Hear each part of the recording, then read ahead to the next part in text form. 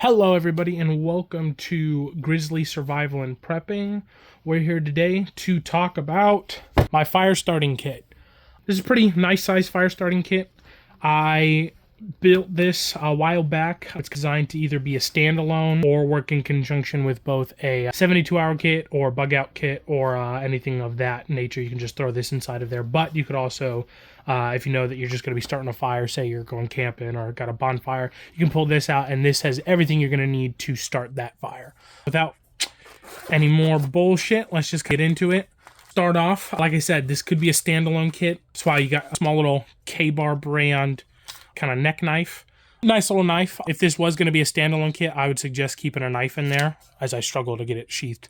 I'd suggest keeping some sort of blade in there just for whatever reason. And if it is working in conjunction, say you're throwing this in a bug out bag or 72-hour bag, you can always take this out if it's just too much weight or too much redundancy. But something like this or even just a small folder could work perfectly, and I think this is a great addition to it. And to further, first things first is we've got Stormproof matches. I like this brand. They work really good. I live in a pretty wet area with lots of storms and rain, and this I've started some fires in some pretty bad weather with these matches. They're pretty good. And they are. I'm currently looking for a better container, a more waterproof solution. Right now, I've got them wrapped up in some duct tape, but actively looking for a different alternative to store these in. But matches, again, redundancy. You're going to see a lot of different items to start fire, and first layer is I think matches. Second way of starting fire is a lighter. I think you're all going to get accustomed to seeing things wrapped up in duct tape. Again, I really like the lighters wrapped up in duct tape. This one isn't one of the survival lighters I make. This is just a regular Bic lighter wrapped up in some Gorilla tape. Nothing on the inside of this, unfortunately.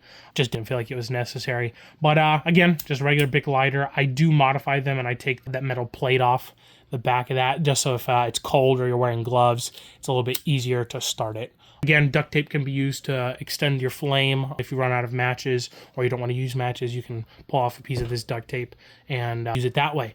Again, simple, easy way to start a fire. Anybody knows how to work a lighter can start a fire. Then we got more of the skilled way of starting fire. We've got classic flint and steel, fail rod.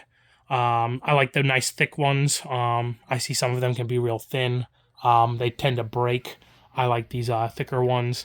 Again, if you don't know how to use this effectively, and I see some people really don't have it, because having it and not knowing how to use it properly is there's no point.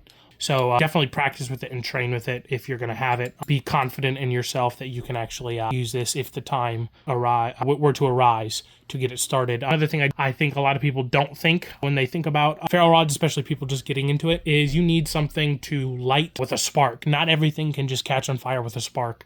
So having some sort of way of getting something to light with the spark, because that's what these throw, little sparks. It's not a lighter.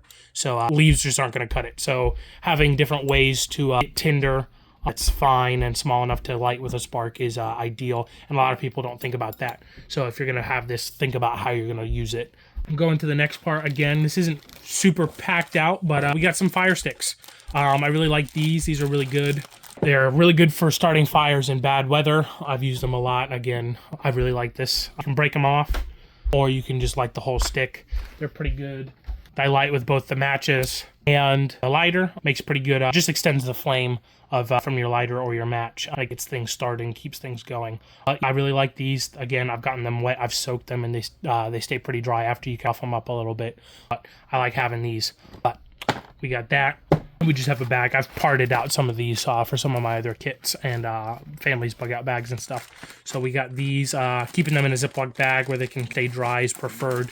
So you can do that. Another thing I like to bring for tinder, we were just talking about it with the flint and steel, is a little thing of dryer lint. We all have dryers, hopefully, and if you don't, I'm sure you know somebody who does.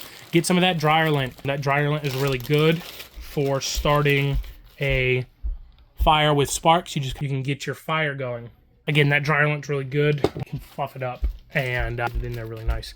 Another thing I like to carry is a pencil sharpener. Again, in the interest of getting fires going, not everything's gonna light on fire with just sticks and flint and steel and some tinder. Sometimes you need to make some kindling. You've seen this a lot. I'm sure I'm not the only one who's ever thought of this, but a nice little small lightweight aluminum pencil sharpener works great. You get a small stick like this, something dry, And you just stick it in there and get it started, and you get little feathers of dry wood that really take a spark really well.